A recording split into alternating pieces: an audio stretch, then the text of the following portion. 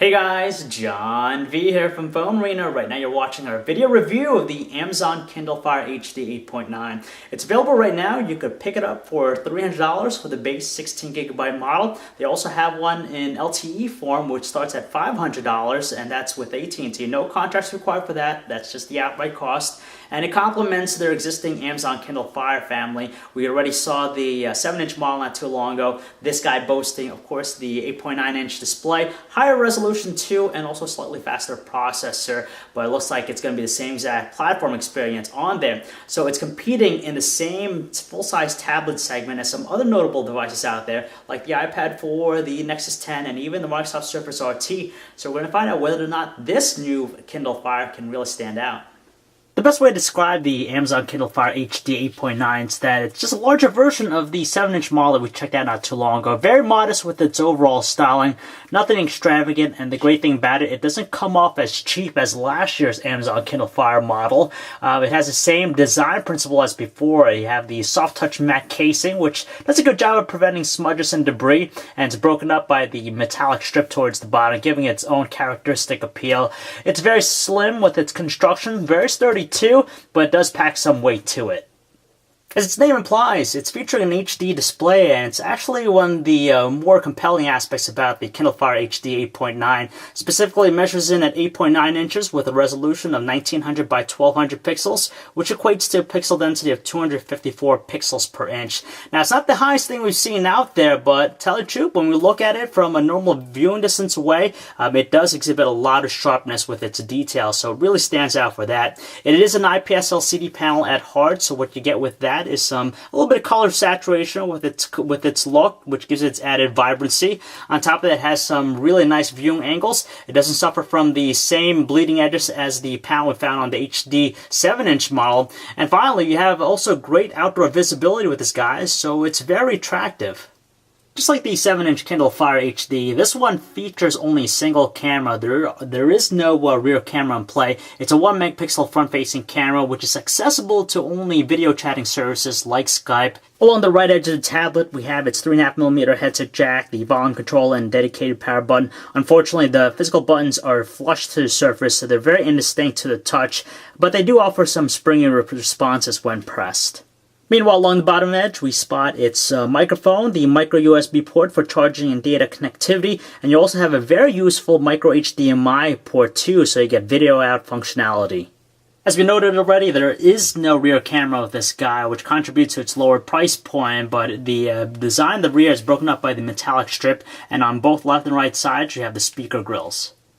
With its closed design and all, there's no access to its internal battery, nor is there a way to actually supplement its internal storage capacity. Now, the Wi-Fi versions of the Kindle Fire HD 8.9 is available in 16 and 32GB capacities. Meanwhile, the 4G LTE versions start at 32GB, and they also have a 64GB model. Now, if you love everything about Amazon, you'll surely appreciate the customized experience that's running on here. Same exact one we found already on the Amazon Kindle Fire HD 7-inch model. And you get things like the Amazon MP3 store, the Amazon Prime instant video service. So it really encompasses the entire Amazon ecosystem, which is nice in that aspect. But at the same time, it's missing out some of the refinements that you find with the typical Android experience. It's based off of Android 4.0 ice cream sandwich, but you'd hardly notice it just because the heavy skin here, and it's lacking the with Google association, so you're missing out on key applications like Google Maps, Gmail. It has its own Amazon App Store, but it's not quite as extensive. It doesn't offer the full things that you find with the Google Play App Store that's available with typical Android. So the Kindle Fire HD 8.9 is running a slightly faster processor than the 7-inch model. Specifically, it's a dual-core 1.5 GHz ARM-based TI OMAP 4470 processor with 1 GB of RAM. Generally speaking, it's responsive, but at times we notice some choppiness and some delayed responses too. When you open up applications, it doesn't feel like it's really instantaneous. At the same time, it doesn't have that tight control that we find with some of the quad-core devices out there in the market. But generally speaking, as we said, it is more than respectable. Typically, when you're a fuller size tablet, the typing experience is great in landscape, but we really can't say that here with the Kindle Fire HD 8.9, just because with the landscape option, it just looks like a standard smartphone keyboard that's stretched out. So you have tiny buttons. On top of that, it doesn't have the fastest response at times, so it's rather challenging to use the landscape option, just because you don't have that comfort of putting your hands, both hands resting on the tablet itself. The portrait option is a little bit better, but the best thing to do is actually utilize the split style keyboard option that's available. Hardly a shocker, the web browsing experience is very good here with the Kindle Fire HD 8.9. It relies on the Silk browser, which actually has some server-side processing to load up pages faster, which is of course also complemented by the dual-band Wi-Fi antenna it's packing, so you get fast page loads. With the high-resolution display, it just adds a lot of sharpness and clarity to the web pages here. The only blemish that we could find is that sometimes when you're scrolling very quickly, it has a hard time rendering on the go. We notice just some delayed responses every now and then. It's not distracting, but it is noticeable. There's nothing really fancy with the music player on the Amazon Kindle Fire HD 8.9. It'll sync up with stuff you purchased through Amazon in the cloud, and also stuff locally too that you've copied over from your computer through a USB connection.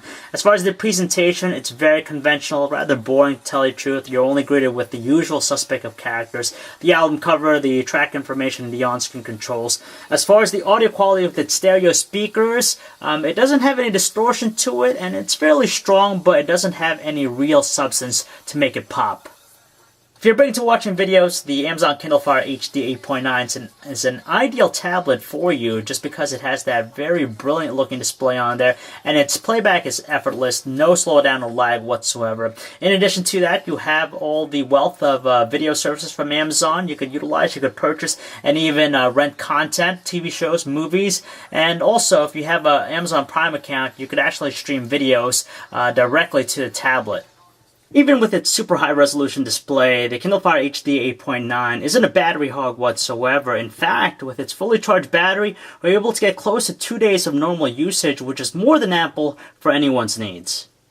Without question, the biggest thing going for the Amazon Kindle Fire HD 8.9 is its affordable price point. Starts at only $300 for the base 16GB version. There's a lot of value in that, of course, combined with its very modest looking design. It does offer all the essentials you'll need, and if you're big into Amazon and its various services, this is definitely something that'll adhere to you. But if you're gonna dish out some more money, if you have a little bit more money, we definitely recommend choosing the Nexus 10, just because you're getting the full Android experience with that tablet and also beefier specs, and that $100 difference in price point is justifiable. But this, if you want to save some money, this is also a good solution for you. So if you'd like to learn more about the Amazon Kindle Fire HD 8.9, guys, you could check out our website, phonearena.com. This is John V. Thanks for watching.